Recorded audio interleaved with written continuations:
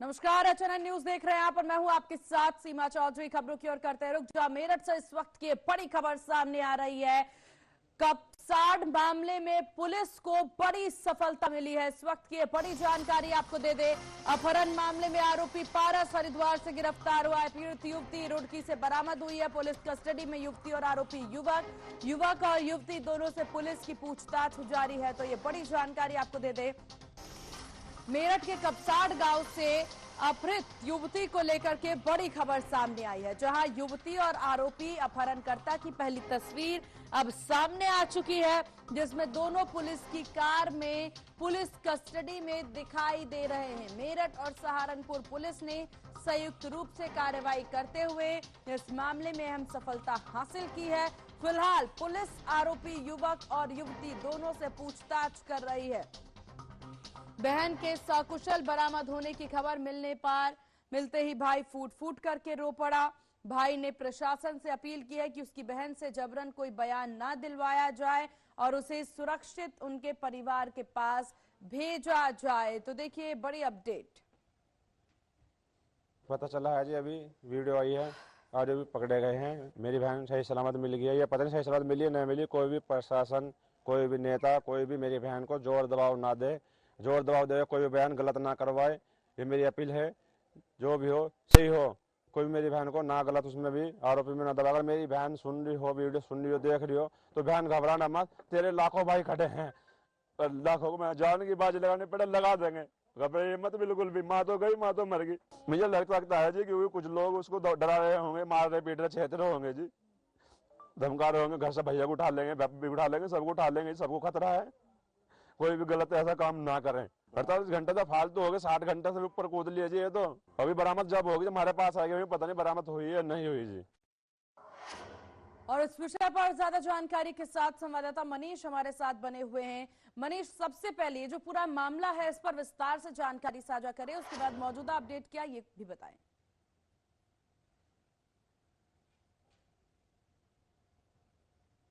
मनीष, क्या आपको मेरी आवाज मिल पा रही है? चलिए मनीष, आपसे संपर्क साधेंगे। टेक्निकल इशू की वजह से हमारी आवाज आप तक नहीं पहुंच पा रही है।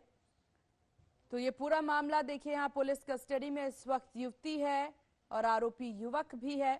युवक और युवती दोनों से पुलिस पूछताछ कर रही है। तो ये बड़ी जानकारी आपको दे दे। युवक और युवती दोनों से पुलिस की पूछताछ जारी है। तो ये बड़ी अपडेट। हालांकि देखिए, भाई के द्वारा अपनी बहन को आश्वस्त कराया गया है कि वो डरे नहीं, किसी के दबाव में आके कोई भी बयान ना दे। जहां युवक और युवती इस वक्त दोनों पुलिस की हिरासत में हैं। तो ये बड़ी अपडेट आपको दे दे। मेरठ से ये बड़ी खबर है। कपसाड मामले में पुलिस को सफलता मिली। अपहरण मामले में आरोपी पारस हरिद्वार से गिरफ्तार किया गया है। पीड़ित युवती रुड़की से बरामद की गई है। पुलिस कस्टडी में युवक और युवती हैं इस वक्त। युवक और युवती दोनों से पुलिस की पूछताछ जारी है। मेरठ के कपसाड गांव से युवती को लेकर के ये बड़ी खबर सामने आई है। जहां आपको बता दें, युवती और आरोपी अपहरणकर्ता की पहली तस्वीर अब सामने आ चुकी है, जिसमें दोनों पुलिस की कार में पुलिस कस्टडी में दिखाई दे रहे हैं। मेरठ सहारनपुर पुलिस ने संयुक्त रूप से कार्रवाई करते हुए इस मामले में अहम सफलता हासिल की है। फिलहाल पुलिस आरोपी युवक और युवती से पूछताछ कर रही है। बहन के सकुशल बरामद होने की खबर मिलते ही भाई फूट फूट करके रो पड़ा। भाई ने प्रशासन से ये अपील की है कि उसकी बहन से जबरन कोई बयान ना दिलवाया जाए, उसे सुरक्षित उनके परिवार के पास भेजा जाए। भाई का बयान भी सामने आया है। हालांकि इस बयान में भाई ने क्या कुछ कहा है, एक बार और आपको सुनवाते हैं। तो एक बार और भाई के बयान को आप सुनिए। पता चला है जी, अभी वीडियो आई है और अभी पकड़े गए हैं। मेरी बहन सही सलामत मिल गई है। ये पता नहीं सही सलामत मिली है नहीं मिली। कोई भी प्रशासन, कोई भी नेता, कोई भी मेरी बहन को जोर दबाव ना दे, जोर दबाव दे कोई भी बयान गलत ना करवाए। ये मेरी अपील है। जो भी हो सही हो, कोई भी मेरी बहन को ना गलत उसमें भी आरोपी में ना दबा। अगर मेरी बहन सुन रही हो, वीडियो सुन रही हो, देख रही हो, तो बहन घबराना मत। तेरे लाखों भाई खड़े हैं, लाखों को मैं जान की बाजी लगाने पड़े लगा देंगे। घबराइए मत बिल्कुल भी, माँ तो गई, माँ तो मर गई। मुझे लगता है जी क्योंकि कुछ लोग उसको डरा रहे होंगे, मार रहे पीट रहे छेड़ रहे होंगे जी, धमका रहे होंगे, घर से भैया को उठा लेंगे, बाप भी उठा लेंगे, सबको उठा लेंगे, सबको खतरा है। कोई भी गलत ऐसा काम ना करें। 48 घंटे तो फालतू हो गए, 60 घंटे से ऊपर कूद लिए जी। ये तो अभी बरामद जब होगी हमारे पास।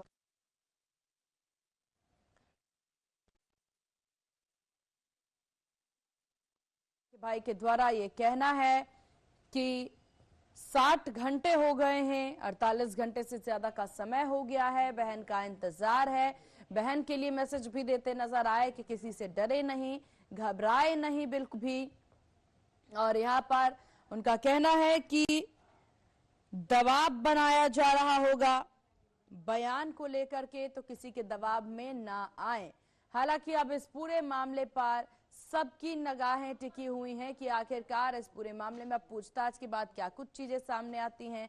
बड़ी जानकारी आपको दे दे कि युवती और आरोपी युवक जो है वो पुलिस कस्टडी में है इस वक्त। पुलिस इनसे पूछताछ कर रही है, युवक और युवती दोनों से पुलिस की पूछताछ जारी है। कपसाड मामले में पुलिस को ये बड़ी सफलता मिली है, जहां अपहरण मामले में आरोपी पारस हरिद्वार से गिरफ्तार किया गया है, तो पीड़ित युवती जो है वो रुड़की से बरामद की गई है। तो इस बीच हमने झड़प की तस्वीरें भी देखी। देखिए काफी तादाद में लोग जो हैं वो इकट्ठा हुए हैं, जहां अपहरण मामले में आरोपी पारस हरिद्वार से गिरफ्तार हुआ है। ये बड़ी जानकारी आपको दे दे।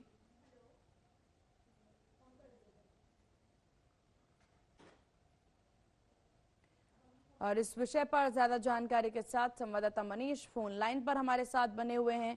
मनीष, क्या कुछ जानकारी इस पूरे मामले को लेकर के, सबसे पहले विस्तार से जानकारी साझा करें। देखिए, मैं आपको बिल्कुल बता दूं, ये 8 तारीख को मामला है।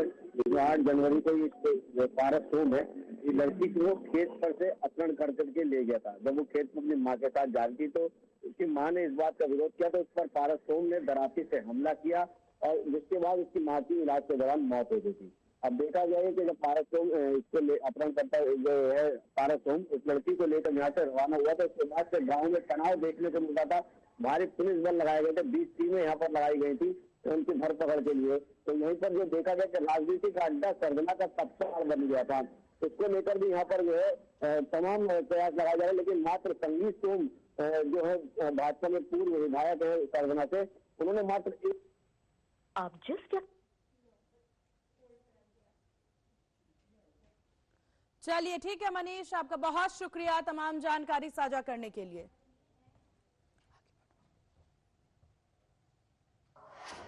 और चलिए खबरों में आगे बढ़ते हैं, जहां मेरठ में HNN न्यूज की खबर का बड़ा असर हुआ है। सड़कों पर सो रहे लोगों को रैन बसेरों में भेजने की पहल शुरू हो चुकी है। आजीविका मिशन केंद्र के प्रभारी मौके पर पहुंचे, सड़क पर सो रहे लोगों को रैन बसेरे तक का ले जाने की कार्यवाही हुई। मुख्यमंत्री के आदेशों को और रैन बसेरों की हुई रियलिटी चेक, लोगों को रैन बसेरे में सोने के लिए किया गया जागरूक। तो ये बड़ी जानकारी आपको दे दे, जहां मेरठ में HNN न्यूज की खबर का ये बड़ा असर हुआ है। सड़कों पर सो रहे लोगों को रैन बसेरे भेजने की पहल शुरू हो गई। आजीविका मिशन केंद्र के प्रभारी मौके पर पहुंचे, सड़क पर सो रहे लोगों को रैन बसेरे तक ले जाने की कार्यवाही शुरू की गई। मुख्यमंत्री के आदेशों पर रैन बसेरे की रियलिटी चेक हुआ है, लोगों को रैन बसेरे में सोने के लिए जागरूक किया गया है। तस्वीरों के जरिए देखिए, जहां आपको बता दें कि HNN न्यूज के द्वारा इस खबर को प्रमुखता से दिखाई गई थी, इस मुद्दे को उठाया गया था और यहां पर सड़कों पर सो रहे लोगों के विषय में जानकारी दी गई थी और इसी खबर का असर होता नजर आया, जहां खुद प्रशासनिक अमला जो है मौके पर पहुंची, सड़क पर सो रहे तमाम यहां पर गरीबों को, बेसहारा लोगों को आपको बता दें कि रैन बसेरों में भेजा गया ताकि वो वहां पर आराम से सो पाए। मुख्यमंत्री के आदेशों पर रैन बसेरे में रियलिटी चेक करने भी हमारी टीम पहुंची, जहां पर बहुत से बिस्तर खाली मिले, बहुत से कमरों में लोग काफी ज्यादा कम मिले, जिसके बाद देखा गया कि वो लोग सड़कों पर सो रहे हैं, जिसके बाद टीम के द्वारा एक्शन लिया गया। HNN न्यूज के द्वारा इस खबर को प्रमुखता से दिखाया गया और इसके बाद का असर आप देख पा रहे हैं, जहां सड़कों पर सो रहे लोगों को रैन बसेरे में भेजने की पहल अब शुरू हो चुकी है। आजीविका मिशन केंद्र के प्रभारी मौके पर पहुंचे, सड़क पर सो रहे लोगों को रैन बसेरे तक ले जाने की कार्रवाई की गई। मुख्यमंत्री के आदेशों और रैन बसेरों की हुई रियलिटी चेक, लोगों को रैन बसेरे में सोने के लिए जागरूक किया गया। आप देख रहे हैं आजीविका मिशन केंद्र के प्रभारी मौके पर पहुंचे, तो ये बड़ी जानकारी आपको दे दें और मौके पर पहुंचकर तमाम लोगों को रैन बसेरे तक पहुंचाया गया।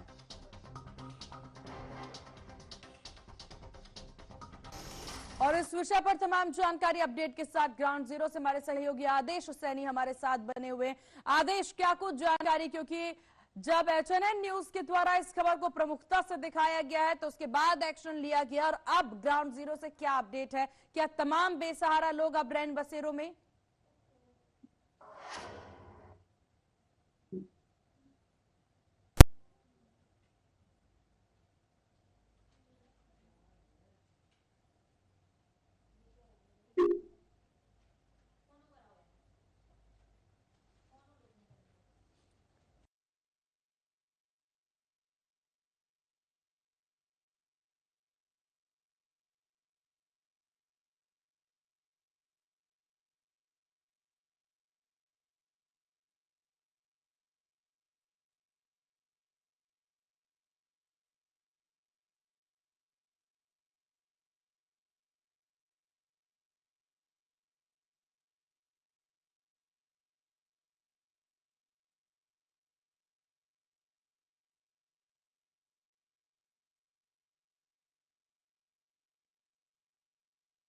और ग्राउंड जीरो से सहयोगी मनीष हमारे साथ लगातार बने हुए हैं। मनीष, खबर का असर होता नजर आया है, तमाम बेसहारा लोग क्या अब रैन बसेरों में या अभी भी काम होना बाकी?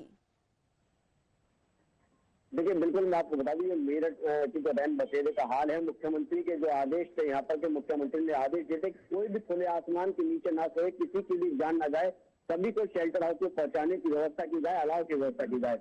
उसकी हमने जब यहाँ पे एक बार रियलिटी चेक की, क्योंकि हमने देखा कि लगातार जिलाधिकारी ने 2 बार निरीक्षण किया, मंत्री जो मेरठ के धर्मपाल हैं, प्रभारी मंत्री दुग्ध विकास मंत्री भी है प्रदेश सरकार में, उन्होंने भी यहाँ पर निरीक्षण किया, लेकिन उसके बावजूद भी स्थिति जस की तस दिखाई दे रही थी और लोग खुले आसमान के नीचे सड़कों पर सो रहे थे। हमने इसका रियलिटी चेक किया तो हमने रियलिटी चेक में ये सब चीजें सामने हमारे आई और हमने देखा कि वाकई में लोग सड़कों पर सोने को मजबूर है, न उनके लिए कोई अलाव की व्यवस्था है और न ही उनके लिए कोई रैन बसेरे में व्यवस्था की गई। जी, हमने खबरें प्रसारित की तो जब खबर का असर देखने को मिला, आजीविका केंद्र मिशन केंद्र के जो प्रभारी है राकेश गौड़, वो देर रात सड़क पर उतरे और अपनी टीम के साथ उन्होंने रेस्क्यू करना शुरू किया। जो बेसहारा सड़क पर सो रहे लोगों को उन्होंने रैन बसेरे में पहुंचाने का कार्य भी यहाँ पर किया। तो देखा जा रहा है कि जिस तरह से जो मुख्यमंत्री के आदेश है, जो बेईमानी यहाँ पर साबित हो रहे थे, कहीं ना कहीं हमारी जो HNN की खबर है उसका प्रमुखता से यहाँ पर असर देखने को मिल रहा है और अधिकारियों की नींद भी टूटी है। तभी आजीविका मिशन केंद्र के प्रभारी जो देर रात 12:30 बजे करीब ई रिक्शा लेकर अपनी रेस्क्यू टीम को लेकर चौराहों पर पहुंचे, जहां हमने रियलिटी चेक किया था उसी जगह पर वो सब जगह गए और वहां से जो बेसहारा और गरीब मजबूर लोग हैं उनको रैन बसेरे में ले जाने का कार्य किया। बात मनीष समझने वाली है कि आधी ठंड बीत चुकी है, रैन बसेरे की व्यवस्था जो है वो शुरू से कर दी जाती है, बावजूद इसके अगर अनियमितता पाई जा रही है तो यहाँ पर प्रशासनिक तौर पर चूक जरूर मानी जा सकती है, क्योंकि मुख्यमंत्री ने निर्देश दे दिया है। मुख्यमंत्री कब तक ग्राउंड जीरो पर आकर ये देखते रहेंगे कि यहाँ पर लोगों को पहुंचाया जा रहा है उचित जगह पर कि नहीं? ये काम प्रशासनिक टीम का होता है, तो ये बड़ी लापरवाही प्रशासनिक टीम की। देखिए, ये बिल्कुल इसमें कहा जा सकता है कि बिल्कुल इसमें लापरवाही सामने आ रही थी। इसीलिए जो हमने देखा कि लगातार निरीक्षण तो किया जा रहा है, लेकिन वो निरीक्षण केवल खाना पूर्ति किया जाता है, क्योंकि धर्मपाल सिंह जो प्रभारी मंत्री उनको भी वहां ले जाया गया जब व्यवस्था दुरुस्त थी। लेकिन हमने जब इसके चौराहों पर देखा तो चौराहों पर जो अलाव की व्यवस्था कराने के आदेश और दिशा निर्देश यहाँ पर मुख्यमंत्री की तरफ से दिए गए थे, वो अलाव अब भी कहीं पर हमें जलते हुए नजर नहीं आ रहे हैं। अभी भी देखा जाए कि आजीविका केंद्र के जो प्रभारी है वो सिर्फ यहाँ पर रैन बसेरे में ले जाने का कार्य तो लोगों कर रहे हैं, लेकिन नगर निगम की तरफ से जो देखा जा रहा है कि नगर निगम की तरफ से यहाँ पर अलाव की जो व्यवस्था करने की सड़कों पर या चौराहों पर, ये यहाँ पर अभी तक नहीं की गई है, जिसको लेकर यहाँ पर अभी भी सवाल उठ रहे हैं कि आखिर जो अलाव के लिए पैसा यहाँ पर खर्च किया जा रहा है और जो लकड़ियों के लिए पैसा यहाँ खर्च किया जा रहा है, उसकी व्यवस्था क्यों चढ़ाव पर नहीं हो रही है? क्यों गरीब लोग जो अपने पैसे से लकड़ी खरीद रहे हैं और उसको अलाव पे हाथ ताप के वो अपनी रात काट रहे हैं। तो कहीं ना कहीं देखा जा रहा है खबर का बड़ा असर फिलहाल देखने को मिला है, बेसहारा लोगों को रैन बसेरे में पहुंचाए जा रहे हैं।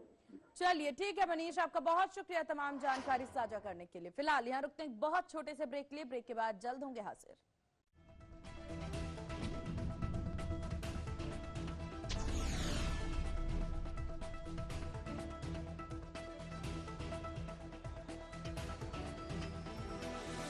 और ब्रेक के बाद एक बार फिर से स्वागत है आपका। चलिए खबरों की ओर रुख करते हैं, जहां लखनऊ में दबंगों के हौसले इस कदर बुलंद नजर आ रहे हैं कि जहां आपको बता दें कि लगातार दबंगों के द्वारा यहां पर मनमानी की जा रही है।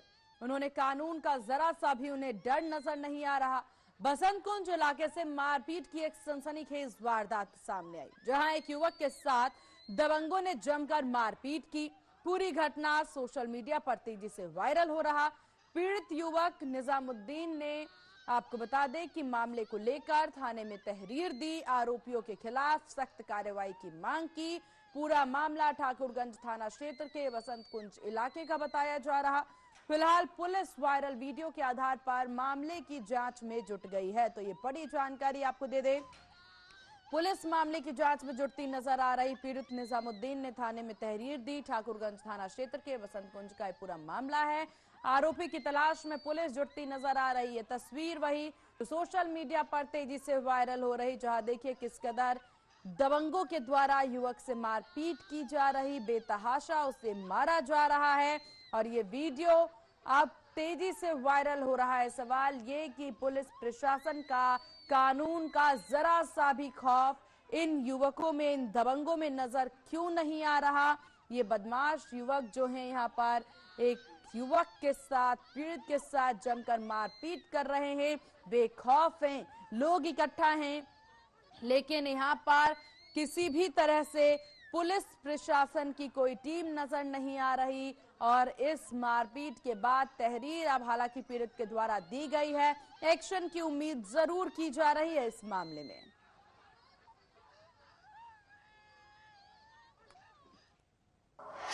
चलिए खबरों में आगे बढ़ते हैं, जहां लखीमपुर खीरी से खबर सामने आ रही है। लखीमपुर खीरी के मजगई वन रेंज के ग्राम बेला में बाघ के आतंक से ग्रामीण में दहशत का माहौल है।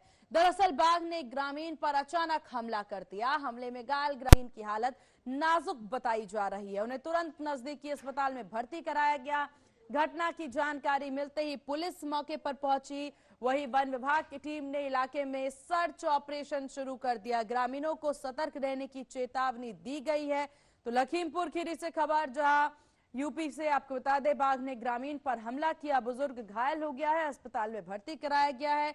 ग्रामीणों को सतर्क रहने की चेतावनी जारी कर दी गई है। तो ये बड़ी जानकारी आपको दे दें, वन विभाग ने सर्च ऑपरेशन चलाया है।